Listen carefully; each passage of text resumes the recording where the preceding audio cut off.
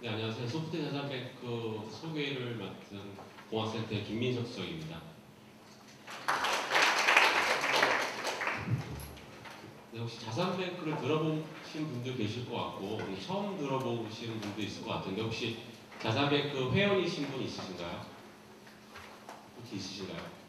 저희가 그 테크니컬 세미나 1회 때도 잠깐 여쭤봤었는데 한 분도 안 계시더라고요. 저희가 회원분들께는 회원 특전으로 선물을 좀 바깥에 준비했는데 없으세요? 네, 오늘 발표 들으시고 뱅크에 가입하셔서 다음 세미나 때는 꼭그 좋은 선물 받아가시면 좋을 것 같습니다. 그 자산뱅크가 저희가 작년 11월에 공식적인 서비스를 오픈을 했습니다. 그래서 먼저 자산뱅크가 어떤 배경으로 구축되었는지 그 배경하고 그리고 그동안 어떤 내용들을 담았는지 그리고 실제 뱅크 시스템의 구성이 어떻게 되어 있는지 이런 부분 순으로 말씀을 드리도록 하겠습니다. 그동안 국가에서 소프트 R&D 쪽에 투자했던 비용이나 기간 이런 부분들이 굉장히 상당했습니다. 그리고 소프트 R&D를 통해서 나온 결과물들이 굉장히 많이 있는데 현재는 그 이 소프트 R&D에서 나왔던 국가의 돈을 주고 만들었던 소프트 R&D에 대한 결과물들을 확인하려면 그 개요나 어떤 R&D가 추진되었는지 정도 수준만 확인하실 수 있습니다. 현재 NTIS라든지 NTB라든지 근데 이제 거기서 조금 더 필요한 상세 정보를 확인을 하려면 기술 이전 단계까지 가야 되는 이런 이제 현황이었습니다. 그래서 국가에서 그렇게 많은 돈을 들여서 구축한 소프트 R&D 기술을 기업이나 개인들에게 많이 공유하고 활용할 수 있도록 오픈하자라는 첫 번째 목적이 있습니다. 그래서 실제 NTIS나 NTB 쪽을 들어가시는 분들은 아시겠지만 굉장히 이제 계략적인 정보들만 있는데 소프트 R&D 저희 자산뱅크 같은 경우에는 46개의 멘트 항목들별로 굉장히 상세한 수준의 기술 정보들이 담겨져 있습니다. 자세한 내용은 뒤에서 말씀드리도록 하겠습니다. 그리고 두 번째 목표는 그동안 중소기업에서 개발하고 만들었던 우수한 소프트웨어 제품들 혹은 소프트웨어 기술들이 많이 있는데 이런 것들이 중소기업은 이제 홍보라든지 마케팅 환경이 부족함 이런 것들 때문에 제대로 알릴 수 있는 공간이 좀 부족했습니다. 그래서 휴면화된다든지 사장화되는 소프트웨어 제품들이 굉장히 많았는데 이러지 말고 중소기업에서 우수하게 개발했던 많은 공을 들여서 개발했던 소프트 제품들을 담을 수 있고 홍보할 수 있고 실제 거래까지 이어질 수 있는 플랫폼을 만들어 보자라는 취지. 그리고 마지막으로는 실제 소프트 개발에 필요한 여러 가지 다양한 개발 사례라든지 혹은 품질 정보라든지 개발 산출물이라든지 이런 정보들을 찾기 굉장히 어렵다는 구조죠. 실제 오늘 테크니컬 세미나의 주제인 테스트나 또 사례 이런 것들처럼 이렇게 테크니컬 세미나나 혹은 다른 포럼이나 세미나 이런 데서 이제 찾아가야지 그 정보들을 좀 확인하실 수 있으시고 그러실 텐데 그러지 말고 실제 소프트 제품을 개발했을 때 일어났던 다양한 개발 사례라든지 단계별 산출물이라든지 혹은 개발 도구의 활용 방법이라든지 실제 개발자들에게 도움될 수 있는 정보들을 담아서 제공해주자. 이렇게 큰 세 가지 목적으로 소프트 자산뱅크가 그동안 구축을 해왔습니다. 그래서 저희가 그동안 이제 소프트 자산뱅크를 구축하기 위해서 애초에는 11년 10월에 처음으로 이제 대통령 주재 비대위에서 자산뱅크를 한번 만들어 보자. 우리 국내 산업 생태계 활성화를 위해서 자산뱅크를 만들어 보자라는 것이 11년 10월에 이제 발표됐고요. 저희가 12년부터 작년 10월까지 그동안 소프트 자산뱅크 시스템 구축하는 부분들을 작업을 했습니다. 그래서 거의 한 2년 동안 제가 중점적으로 했던 부분들이 아까 앞서 잠깐 말씀드렸던 우수한 소프트 기술 자산을 일단 확보하는 노력.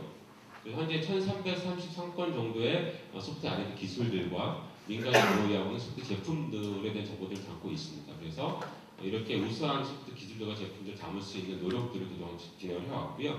두 번째는 중소기업의 소프트 역량 강화를 위해서 실제 수행되었던 개발 사례라든지 혹은 노하우라든지 실제 품질 활동이라든지 그리고 개발 동영상 적용이라든지 혹은 단계별로 어떻게 개발 산출물을 만들어야 된다라든지 이런 이제 개발적인 서비스 작업들을 진행을 해왔고 마지막으로 저희 자산뱅크가 단순히 소프트 제품들을 그냥 공유하고 봐라 이런 내용들이 아니라 실제 어떤 거래나 활용까지 이어질 수 있는 서비스 마련하는데 한 2년 동안 저희가 이제 집중적으로 작업을 진행을 했습니다. 그래서 작년 11월에 정식적으로 자산뱅크 시스템을 오픈을 했습니다.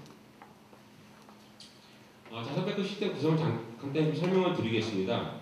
자산뱅크에서 좀 다루고 있는 소프트 기술 자산은 두 가지로 의미할 수 있는데 앞서 말씀드렸던 소프트 R&D 기술 그리고 민간에서 보유하고 있는 소프트 제품 이 두 개를 이제 자산뱅크에서는 소프트웨어 기술 자산이라고 표현을 합니다. 그래서 이 두 가지에 대한 자산들을 자산뱅크에 담는데 그냥 막 담는 것이 아니라 그냥 네 가지 항목들 기술 정보, 개발 정보, 품질 정보, 제품 정보 이 네 가지 카테고리별로 상세한 항목들로 총 46개의 메타 정보들을 확인하실 수 있도록 지금 제공이 되고 있고요. 그 외에 아까 앞서 말씀드렸던 개발자들을 위해서 실제 개발 사례라든지 개발 지원 서비스라든지 혹은 UI UX 체험하기라든지 이런 부분들에 대한 것들을 갖고 있습니다.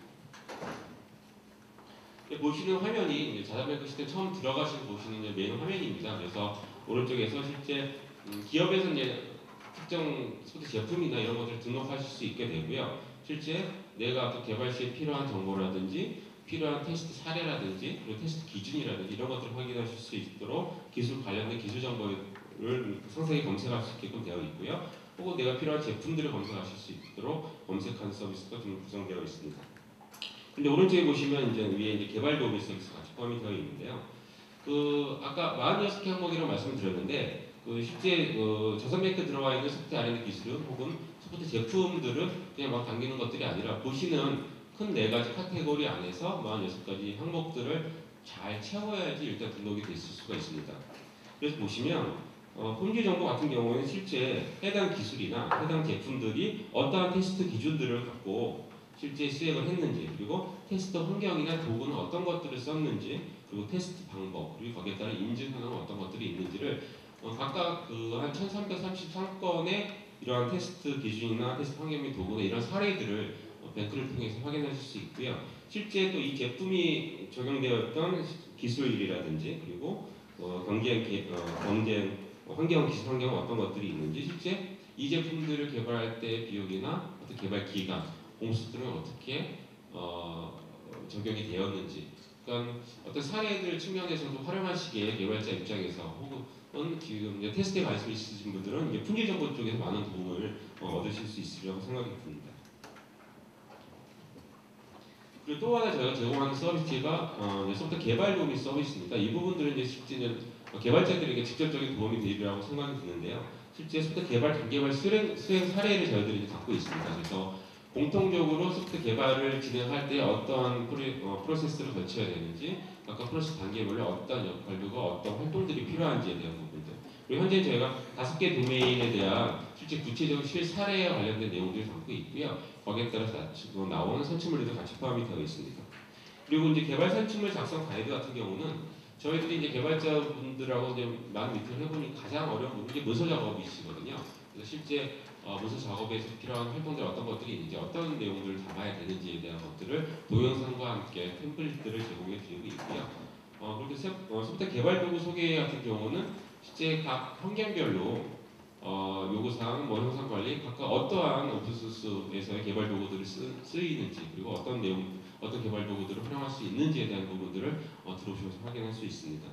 마지막으로 UI UX 체험하기 같은 경우는 실제 요새 이제 소프트 개발에서 UI UX 갖는 경쟁력이 굉장히 높아지고 있고 필요성이 높아지고 있는 환경입니다. 그래서 실제 소프트 개발을 할 때 UI UX 측면을 어떤 점을 고려해서 해야 되는지에 대한 UI UX 개발 방법론들을 지금 저희들이 레퍼런스 모델을 담아서 제공을 해드리고 있고요.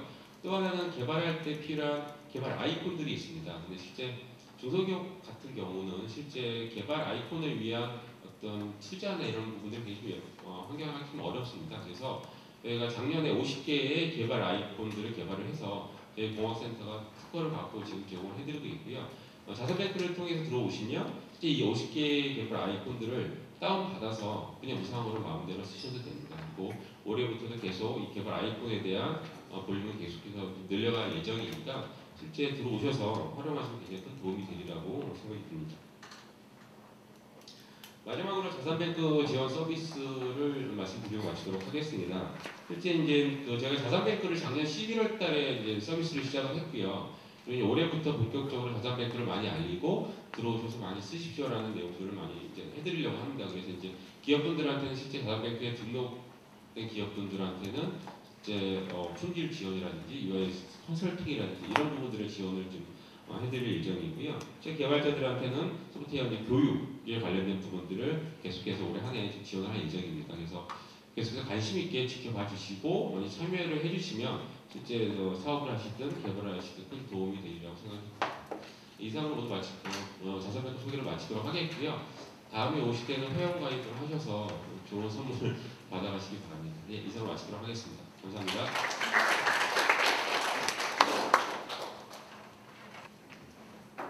예, 안녕하십니까. 저 정보통신산업진흥 속들공학센터의 조지만 책임입니다.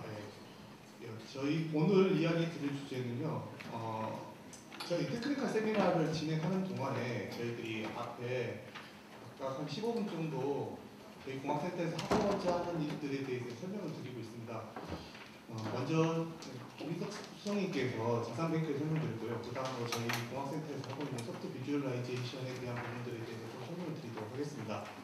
소프트 비주얼라이제이션에 대해서는 지금 지속적으로 테크니컬 세미나에 있을 때마다 각 주제를 가지고 계속 이야기를 드리고 있고요.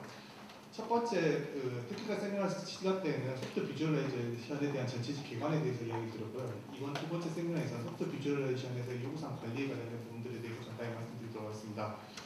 먼저 요구사항 비주얼라이제이션 입장에서 어떻게 요구사항을 보고 있는지에 대해서 간단히 좀 이야기 드리고요. 그리고 저희가 비주얼라이제이션에서 사용하고 있는 툴로서 네드마인이라는 툴이 있는데 네드마인 툴 자체를 설명드리는 것보다는 그냥 간단한 기능 데모 한 번을 보여드리는 것이 요구사항 관리를 하는 모습이 잘 파악될 수 있기 때문에 요구사항을 등록하는 네드마인에서 요구사항을 등록하는 데모 정도를 보여드리는 거에서 15분 동안 진행하도록 하겠습니다. 간단히 제 소개를 다시 드리면요. 이름 조지만 책임이고요. 담당 업무는 저희 공학센터 내에 들어오시면 큐클리닝이라는 컨설팅 서비스가 있습니다. 컨설팅 서비스 내 요구사항과 테스팅에 대한 서비스를 담당하고 있고요. 중소기업 입장에서 요구사항이나 테스팅에 관련된 부분에 대해서 개론이나 그에 관련된 교육 아니면 도구에 대한 소개를 받고 싶으실 경우에는 저희 연락을 해주시면 그에 관련된 부분에 대해서 지원을 해드릴 수 있습니다. 먼저 소프트 비주얼라이제이션 배경에 대해서 간단히 말씀드리도록 하겠습니다. 지금 소프트웨어 발전에 따라서 소프트웨어의 복잡도는 계속 증가하고 있고요. 그리고 소프트웨어를 관리하는 데 있어서 가시성인 부분들이 많이 떨어집니다. 그리고 중소기업 입장에서 봤을 경우에는 인력이나 비용적인 면에서 어느 정도 상위를 유지하고 구축하는 데 어려움이 있습니다. 이런 부분에 대해서 저희 공학센터에서는 소프트 비주얼라이제이션을 개념으로 오픈소스로 되어 있는 툴체인과 연결 그리고 그에 관련된 공학적인 기술들에 대한 부분을 접목시켜서 소프트 비주얼라이제이션이라는 기능을 만들었고요. 툴이 지금 자체 내에서 확보를 하실 수 있는 입장이라면 자체 내에서 확보하신 툴을 사용하셔도 되지만 그 툴을 확보하는 데 있어서 인력이나 비용적인 부분에서 어려움이 있을 경우에는 저희 공학센터에서 현상 레퍼런스 모델이라고 생각하는 그런 비주얼라이제이션 툴들을 사용하시면 인력과 비용 면에서 조금의 이익을 보실 수 있는 입장이라고 보시면 될 것 같습니다. 비주얼라이제이션에 대해서 지금 부여하고 있는 입장은 크게 대상은 개발 프로세스하고 코드에 대한 비주얼라이제이션하고 문서화에 있습니다. 개발 과정을 시각하는 데 있어서는 되게 어려운 부분들이 있고 개발 코드 모습을 시각하는 데 부분에도 어려운 부분이 있습니다. 이런 부분에 대해서는 CI 툴을 연계시켜서 그에 대해서 지금 개발하고 있는 모습을 보여주는 프로세스적인 부분하고요. 그리고 소스 코드를 분석하여 그 구조를 볼 수 있는 그런 도구들을 지원해 드리고 있습니다. 이런 부분에 대해서 지금 비주얼라이제이션이 시각화되고 있고요. 그리고 아래는 레퍼런스 모델 내에 있는 MySQL DB에 내에 있는 데이터를 뽑아 가지고 나서 완벽한 문서는 아니지만 엑셀이나 그에 같은 문서를 사용하여 문서화를 할 수 있는 부분들에 대해서 지원하는 부분에 대해서 비주얼라이제이션은 제공하고 있습니다. 서비스를 제공하고 있습니다. 그리고 이 지금 요구 사항에 관련된 부분에서는 프로세스 시각화와 문서에 관련된 부분이 담아져 있고요. 지금 오늘 데모로서는 문서와 시각화를 다 보여드릴 수는 없고요. 네드마인에서 요구 사항을 입력하고 있는 모습에 대해서 간단히 보여드린다고 보시면 될 것 같습니다. 서비스 제공에 관련된 부분에서는 비주얼라이제이션은 커다란 부분이 있고요. 그 밑에 제가 지금 요구사항과 테스트에 관련된 부분들을 지원한다고 보시면 될 것 같습니다. 요구사항에 대한 신청은 여기에서 그 서비스에 대한 신청은 여기로 연락을 해주시면요. 서비스에 대한 지원해드리고요. 그에 따라서 요구공학의 개념이나 테스트에 대한 개념, 프로세스에 대한 개념, 요구를 관련해서 지원해드린다고 보시면 될 것 같습니다. 이제 비주얼라이제이션, 네드마인 교육 데모에 들어가기 앞서서 요구사항 도구에 대해서 좀 간단히 설명을 드리도록 하겠습니다. 원래 요구사항 도구는 개발 도구와 관리 도구로 나눠진다고 보시면 됩니다. 그런데 그러니까 보통 개발 도구라는 것은 요구사항을 분석하고 정리하기 위해서 사용되는 도구라고 보시면 되고요. 요구사항을 관리하는 도구는 요구사항을 개발 내에서 추적성을 확보하기 위한 관리 도구로 나눠진다고 보시면 됩니다. 개발 도구로서는 많이 들어보신 스타유메일 같이 유스케이스 모델링을 지원하는 도구나 아니면 피처 모델링이라고 프로덕트 라인 엔지니어링에서 도와주는 아사달 같은 도구들이 있습니다. 그 외에 많은 도구들이 존재하고요. 그리고 요구사항 관리 도구로서는 상용 풀인 도구즈나 제이피처나 제이리퀘스트 같이 오픈소스로 되어 있는 도구들도 있습니다. 그런데 레드마인은 원래 요구사항 개발이랑 관리 도구는 아닙니다. 그 목적은 이슈 관리 도구입니다. 근데 많은 요구사항을 관리하지 않는 조직의 경우에는 관리 도구를 사용하시는 것보다는 그 이슈 관리, 프로젝트 관리 도구를 사용해서 요구사항을 추적하는 것이 더 효율적이라고 이야기가 있습니다. 보통 요구사항 관리 도구를 사용하는 요구사항 개수는 500개 이상 정도의 요구사항을 관리하는 조직에서 사용하는 게 효율적이라고 있어서 중소기업 입장에서는 500개 이상의 요구사항을 다 정리하는 거고 관리할 필요가 없기 때문에 그냥 프로젝트 관리 도구인 레드마인을 통해서 그리고 이 프로젝트 관리 도구인 이런 도구들을 사용해서 요구사항을 관리하는 것이 더 효율적인 것이다라는 전제하에서 저희 비주얼라이제이션은 레드마인을 요구사항 관리 도구로 이야기를 드리고 있습니다. 간단히 레드마인의 개요를 말씀드리면요. 웹 기반의 오픈소스 프로젝트 관리 및 이슈 관리 도구입니다. 여기서 보는 것처럼 레드마인은 프로젝트 관리와 이슈 관리 도구이고요. 주요 기능으로 보시면 다수 프로젝트 관리 지원, 이슈 요구사항 추적, 프로젝트별 위키 포럼 제공, 변경 이력 관리, 가트 차트, 현상 관리 시스템 연동, 그리고 알람, 이메일 알람, 그리고 사용자 유입 역할 등 통제 지원이 다루어지는 일이 있는데 요구사항에 관련된 포인트로는 이슈 관리와 요구사항 추적에 관련된 포인트로 기능을 중심으로 보시면 될 것 같습니다. 그리고 구축 환경은 아래와 같이 윈도우 OS 밑에 그 위가 깔리고 그 위에 서버들이 깔리면서 레드마인이 올라가는 구조라고 보시면 될 것 같습니다. 요구사항을 레드마인을 이해하기 위해서는 기본적으로 요구사항 레드마인에서 관리하고 있는 그룹 3개를 이해하시면 그 구조를 파악하시는 데 큰 어려움이 있습니다. 레드마인에서는 크게 3가지 관리 계열이 있는데 하나는 사용자와 그룹, 그러니까 어떤 사용자가 등록하고 그 그룹을 어떻게 묶을 것인가에 대한 부분하고요. 그리고 그 사용자들이 어떤 형태의 업무 흐름을 가질 것인가에 대한 업무 흐름 관리, 그리고 그 사용자들에게 어떻게 일감을 부여할 것인지에 대한 일감 관리가 있습니다. 이 관리들은 서로 연계돼서 이루어져 있고요. 이 연계를 통해서 프로젝트 관리를 진행한다고 보시면 될 것 같습니다. 일감에 관련된 부분에 대해서 좀 개념을 좀 잡고 들어가는 게 좋을 것 같아서 이 챕터를 이 PPT 보여드리는데요. 일감이라는 것은 보통 고객 요청이나 시스템 장애, 작업 지시, 요구사항, 테스트 케이스, 위험사항, 정보, 보고 등에 관련된 내용들이 있고요. 이런 사항들은 조직의 과제 관리 방법이나 개발 방법에 따라서 승인되는 일감이나 아니면 상태를 모니터링하는 일감으로 보여질 수 있습니다. 그래서 일감에 대한 이런 형태의 분류를 잡을 수 있고요. 이 일감에 대한 분류는요. 일감 흐름 관리, 그러니까 일감의 흐름을 결정시켜주는 형태로 바뀌습니다. 만약 스케줄이 있는 예로 프로젝트는 스케줄이 있을 경우에는 일감을 생성하고 할당하고 수행하고 응답하고 확인하는 이런 절차를 거치게 될 것이고요. 만약 일감의 스케줄이 없을 경우에는 생성과 수행과 확인에 관련된 부분들만 확인하시면 되는 구조가 됩니다. 그래서 레드마인을 사용하실 경우에는 그 조직의 특성에 따라서 일감 유형을 정확하게 나누셔야 되고요. 그 일감 유형에 따라서 어떤 흐름 관리를 할 것인가에 대한 포인트들을 구분하셔서 작업을 하시면 됩니다. 저기 오늘 데모는 크게 이제 설치, 샘플 프로젝트 생성, 일감 유형 추가, 일감 필드 추가, 요구사항 등록으로 구성되어 있는데요. 일반 설치에 관련된 부분은 좀 시간이 걸리고요. 이미 다운 받으시고 바로 넥스트만 누르시면 환경 설정에 관련된 부분이 필요하긴 하지만 그에 관련된 부분들 넥스트만 하시면 바로 설치가 가능하니까 이번 한 번 넘어가고요. 2번부터 5번까지 내용을 통해서 요구사항을 레드마인 등록을 어떻게 하는지만 간단히 보여드리고 오늘 이 섹션을 마무리 짓도록 하겠습니다. 설치에 관련된 잠깐 화면을 보여드리면 뒷화면에 들어가서 인스톨 버전을 다운받으시면요 바로 다운되고요. 환경 설정에 필요한 부분들이 있습니다. 이 부분들에 대해서 내용 보시고 필요하면 체크하셔서 엑스펙트 버전을 하시면 바로 로컬 호스트에서 접속할 수 있는 모드가 된다고 보시면 될 것 같습니다. 지금 샘플 프로젝트 생성에 관련된 부분들을 말씀드리도록 하겠습니다. 샘플 프로젝트는 지금 파일 시스템 개발에 대한 프로젝트명을 만들어놨고요. 그리고 각각의 돔용 모바일용 파일 시스템 제모 프로젝트라고 보시면 될 것 같습니다. 여기서는 주로 이제 요구사항 관리기 때문에 입건 관리 모듈만 있으면 되고요. 사용자는 이 돔용을 등록하는 형식으로 프로젝트 생성을 하게 되거든요. 이미 제 컴퓨터에는 레드마인이 설치되어 있고요. 그 설치된 환경 내에서 프로젝트를 생성하는 모습을 좀 보여드리도록 하겠습니다.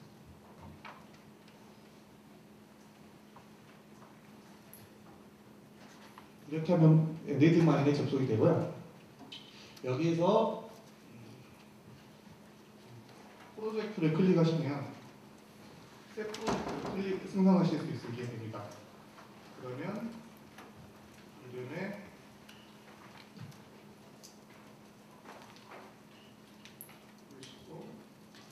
상위 프로젝트가 있을 경우는 상위 프로젝트를 클릭하시면 되고요.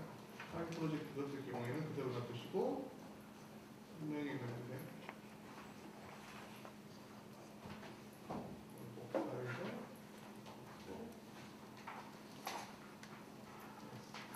필요한 모듈이 있는데 입감 관련 모듈을 클릭하시면 입감 관련된 부분들을 관리할 수 있는 형태가 됩니다. 그런데 지금은 데모기 때문에 모든 내용들을 보고요.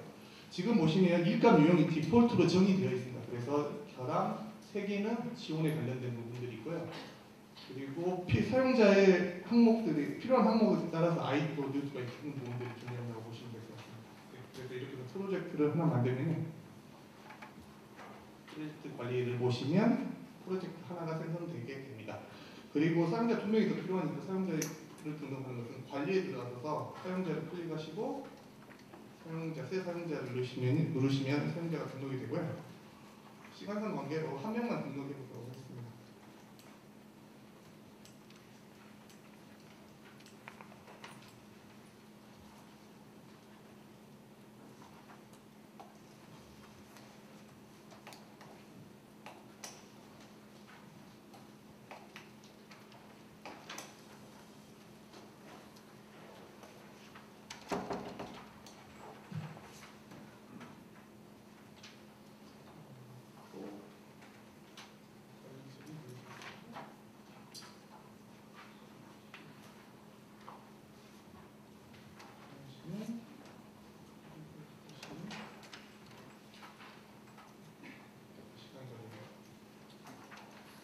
됐고 관리에서 사용자를 다시 클릭해 주시면 새로운 사용자가 등록이 됩니다.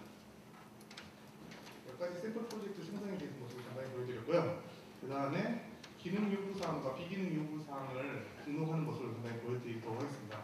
요구사항 통에는 일감 형태로 요구사항이 등록이 됩니다. 그런데 지금 보시면 먼저 프로젝트를 들어보시면 프로젝트에 파이프로 만드는 프로젝트에 새 일감 눌렀을 경우에는 일감 유형이 앞에 디폴트로 정의된 결함 3개는 지원에 관련된 유형밖에 존재하지 않습니다. 이 경우에는 새로운 유형의 일감을 집어넣으셔야 되는데 일감을 집어넣기 위해서는 관리에서 일감 유형을 클릭하시고 새 일감 유형에 관련된 부분들을 정의하시면 됩니다. 그리고 기능 요구사항의 경우에는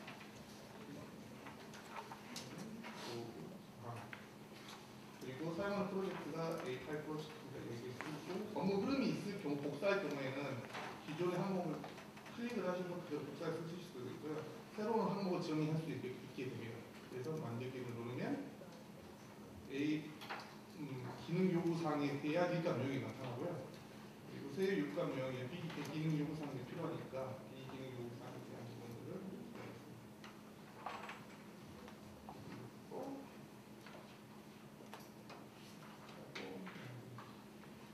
그러면 이렇게 일감 유형이 나오는데요. 이제 이 일감이 일감 유형이 만들어지면 이 일감 유형에 따라서 어떻게 업무를 처리해야 될지에 대한 흐름을 정의하면 되는데요.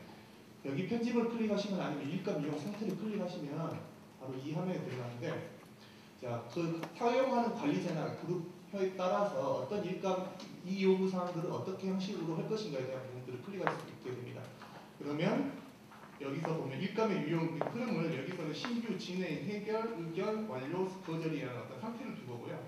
신규일 때 진행으로 갈 것인지 해결로 갈 것인지에 관련된 일감 흐름을 체크만 해주시면 다음 상태로 넘어갈 수 있는 어떤 흐름들을 잡을 수가 있게 됩니다. 그래서 일감에 대해서 승인을 할 것인지 아니면 모니터링을 할 것인지에 따라서 일감 유형들을 이렇게 체크해 주시면 이에 관련된 일감 흐름들을 통제하고 관리할 수 있는 형태가 된다고 보시면 될 것 같습니다.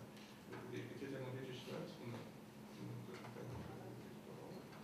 다시 일감 업무 흐름 보셔서 편집을 누르시면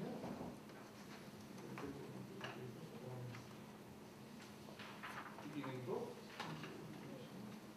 관련된 사항들을 이렇게 집어넣으실 수 있게 됩니다. 그래서 각 조직이 가지고 있는 특성에 따라서 일감 흐름들을 정리하시고 저장하시면 일감 흐름을 따라 일감을 할당하고 정리할 수 있는 것을 보실 수 있다고 보시면 됩니다. 그리고 나면 이제 지금 이 요구사항을 등록을 해야 되는데, 프로젝트에서 세입감이라는 걸 클릭하고 일감 유형을 보시면 앞에 세 가지 유래의 기능 요구사항과 비기능 요구사항이라는 항목이 다 추가됐습니다. 그런데 기능 요구사항을 클릭할 경우 배터리 경우에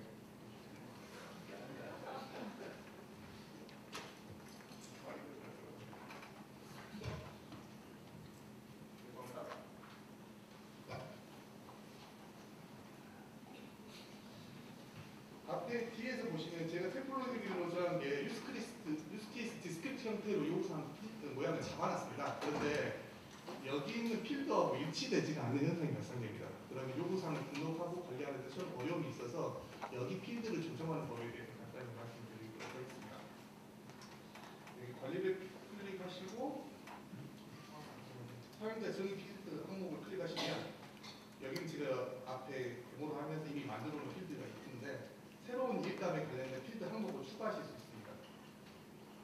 그래서 이미 선처리 조건이 있고 후처리 조건이 있고 후처리 조건 항목을 이렇게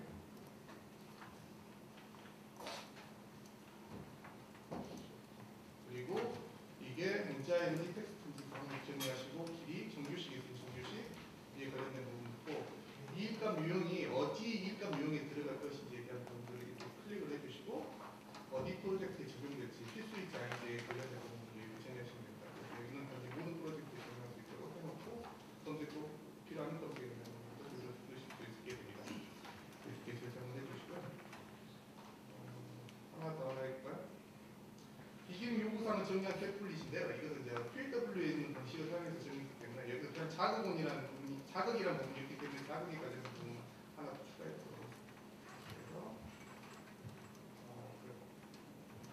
이것도 텍스트로 비기능 요소를 추가하고 이 부분은 필수는 아니니까 하고요. 이미 기존에 있는 요구사항 아이디에서 아이디라는 걸 만드는 필드가 있는데 이 항목들도 기능 요구사항과 비기능 요구사항이 필요하니까 그 항목을 체크해서 저장할 수 있게 하고요. 처리적으로 기능 요구사항이 필요하니까 이 부분 이 필수가 아니니까 저장하고 시나리오는 모든 기능과 비기능이 필요하니까 이 부분을 저장하면 프로젝트에서 파일 시스템에서 세이브감 누르시고 일단 기능 요구사항에 대해서 클릭을 해보시면 기존에 있었지 않았던 필드들이 더 추가됩니다. 그래서 아이디, 시나리오, 선처리 조건, 후처리 조건들에 관련된 부분들이 추가되고요. 나머지 항목들은 디폴트로 나와 있기 때문에 그 항목들을 그대로 사용하시면 됩니다. 샘플 하나만 넣어보고 보시는데 먼저 요구사항, 기능 요구사항이 볼륨에 관련된 요구사항이니까 볼륨에 관련된 요구사항이 설정이 있으시면